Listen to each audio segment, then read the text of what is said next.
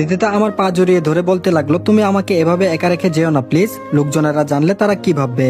আমি মানছি আমার একটা ভুল হয়েছে, তার জন্য তো অনেক কান্না করেছি, ক্ষমা চেয়েছি, তারপরও তোমার কাছে ক্ষমা পাইনি। আজ আমাদের বাসর রাত, এই রাতে অন্তত আমাকে একা রেখে অন্য কোনো রুমে যেও না প্লিজ। আমি বললাম, সামনে থেকে সরে যাও বলছি। রিদিতা বলল, 5টা বছর অনেক অনুতপ্তের আগুনে পুড়ে ছাই হয়েছি, আজ যদি তোমার ইগোর জন্য আমাকে এভাবে একা ছেড়ে চলে যাও, সে কষ্টটা আমি মেনে নিতে পারবো না। এইদিকে রিদিতার কান্না দেখে নিজের রাগটা অনেক হালকা হয়ে যাচ্ছে। একটা সময় রিদিতাকে অনেক ভালোবেসেছি, এখন হয়তো তার জন্য ভালোবাসাটা নেই, কিন্তু তার কান্না কেন জানি সহ্য করতে পারছি না, আমারও খারাপ লাগছে দেখে। তারপর বললাম, আচ্ছা ঠিক আছে, আমি এখানে থাকবো, তবে আমাদের মাঝে স্বামী স্ত্রীর কোনো সম্পর্ক করবে না। কথাটা বলা মাত্র রিদিতা আমার দিকে এক দৃষ্টিতে তাকিয়ে শব্দ ছাড়াই চোখের জল ছাড়তে লাগলো। রিদিতার কষ্টটা আরো বাড়ানোর জন্য নিজেকে শক্ত করে বললাম, আর হ্যাঁ, ডিভোর্স নিতে চাইলে আমাকে একটু বললেই হবে, আমি খুব শীঘ্রই দিয়ে দিব। রিদিতা কান্না মাখা সুরে বলে, আজকে রাতে এসব কথা না বললে কি হয় না? আমার কাছ থেকে প্রতিশোধ নিতে খুব ভালো লাগছে তাই না? আমি বললাম, আমি কারো কাছ থেকে প্রতিশোধ নেই না, উল্টো তারা আমার কষ্টগুলো বুঝতে চায় না। এই বলে খাটে এসে কম্বল গায়ে দিয়ে চোখ বুজে ফেললাম। কিছুক্ষণ পর রিদিতা আমার পাশেই শুয়ে পড়লো। কিছুটা আমার দিকে এগিয়ে আসতে রেগে বললাম, আমার দিকে এগিয়ে আসছো কেন? তোমার ওইদিকে কি জায়গার অভাব পড়েছে? রিদিতা বলল, বকা দিচ্ছ কেন? ঠান্ডা লাগছে তো।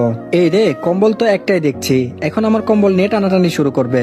তার থেকে আলমারি থেকে আরেকটা বের করলেই ঝামেলা চুকে যাবে। যেভাবে সেই কাজ। আলমারি থেকে আরেকটা কম্বল বের করে রিদিতার দিকে এগিয়ে দিয়ে বললাম, এই নাও। রিদিতা বলল, 2 কম্বলের কি দরকার ছিল, একটাই চলতো।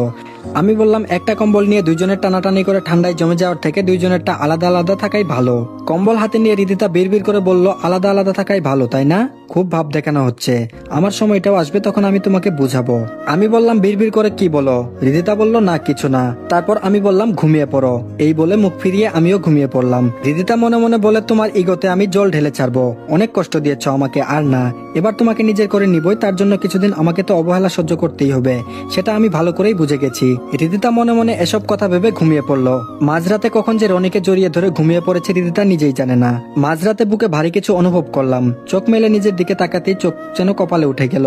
রিদিতা আমাকে এমন ভাবে আষ্টে পিষ্টে জড়িয়ে ধরে রেখেছে, এটা হয়তো ঠান্ডা লাগার কারণে আমার সংস্পর্শে এসেছে। এদিকে তার কম্বলটাও ফ্লোরে পড়ে আছে। এই অবস্থায় রিদিতাকে সরিয়েও দিতে পারছি না, কি একটা মুশকিলে পড়লাম।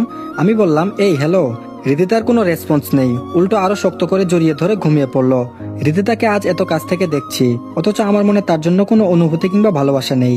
আগে কতই না রিদিতার পিছনে পড়ে থেকেছি, তার কোনো হিসাব নেই। খুব ভালোবাসতাম রিদিতাকে, সেই ভালো লাগার মানুষটা যে আমাকে এইভাবে সবার সামনে ভুল বুঝে ছোট করবে, সেটা ভাবা যায় না। এত কিছুর পরও রিদিতা আমাকে বিয়ে করতে বাধ্য করলো। ও হয়তো ভেবেছে তার সুখটা আমার কাছেই নিহিত, এত সহজে তাকে মেনে নিব না।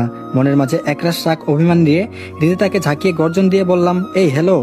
রিদিতা আমার গর্জন শুনে ঘুম থেকে তড়িঘড়ি করে উঠে বলল, আমি কি এমন অপরাধ করলাম যে আমার কাঁচা ঘুমটা ভাঙালে? আমি বললাম, আমাকে এরকম ভাবে আষ্টে পিষ্টে জড়িয়ে ধরে রেখেছিলে কেন?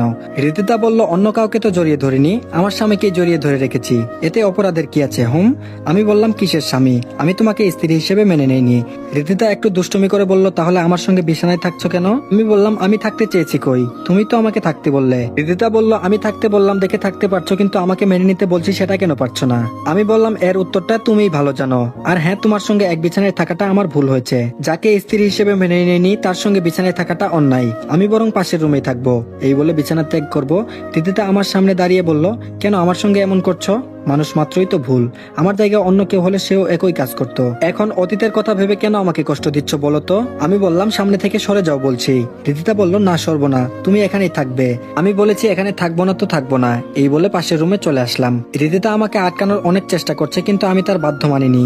একই ছাদের নিচে থাকলে হয়তো রিদিতার প্রতি সহজেই দুর্বল হয়ে যেতাম, কিন্তু আমি তো সহজেই দুর্বল হব না। রিদিতাকে কদিন মানসিকভাবে টর্চার করব, যদি সে টিকতে পারে তবেই তাকে মেনে নিব, আর না হলে না। এসব চিন্তা ভাবনা করে পাশের রুমে ঘুমিয়ে পড়লাম এবং ওপাশ থেকে রিদিতার দরজা ধাক্কাধাক্কি করতে শুরু করলো।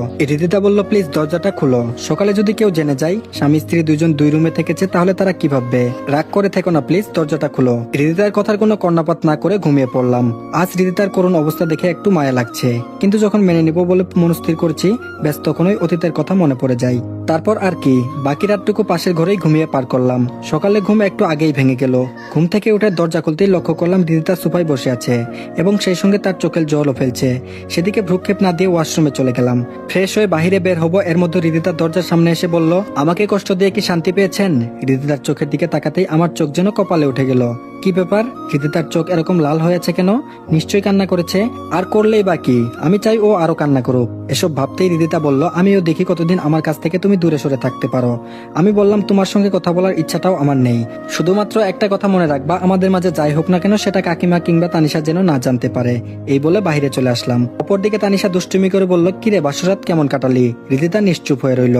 হৃদিতার নিশ্চুপ থাকা দেখে তানিশা কিছুটা আঁচ করতে পেরে বলে উঠল, হৃদিতা তোদের মাঝে কি ঝগড়া হয়েছে? হৃদিতা মিথ্যা হাসার চেষ্টা করে বলল, কই না তো। তানিশা বলল, ও যদি কখনো তোর সঙ্গে মিসবিহেভ করার চেষ্টা করে তো মার কাছে গিয়ে দ্রুত নালিশ করবি। মা ওকে এমন কানমলা দিবে না, কখনো যেন আর তোর সঙ্গে মিসবিহেভ না করতে পারে। হৃদিতা বলল, আচ্ছা ঠিক আছে, সেটা তখন দেখা যাবে। এইদিকে বন্ধুদের সঙ্গে আড্ডা দিতে দিতে সকাল গড়িয়ে বিকাল হয়ে এসেছে। সেদিকে ভ্রুক্ষেপই নেই। দা লাগাই বাড়ি যাওয়ার কথা মনে পড়ে গেল। যেই ভাবা সেই কাজ। দরজায় আসা মাত্রই কাকিমা রেগে বলল, ওইখানে দাঁড়া, আর এক পা সামনের দিকে বাড়াবি না। আমি বললাম, এই রে সেরেছে। হৃদিতা কি তাহলে কাকিমাকে সব বলে ফেলেছে? এর জন্য হয়তো কাকিমা রেগে আছে। দরজার বাহিরে এসব ভাবতে ভাবতে হৃদিতা এসে বলল,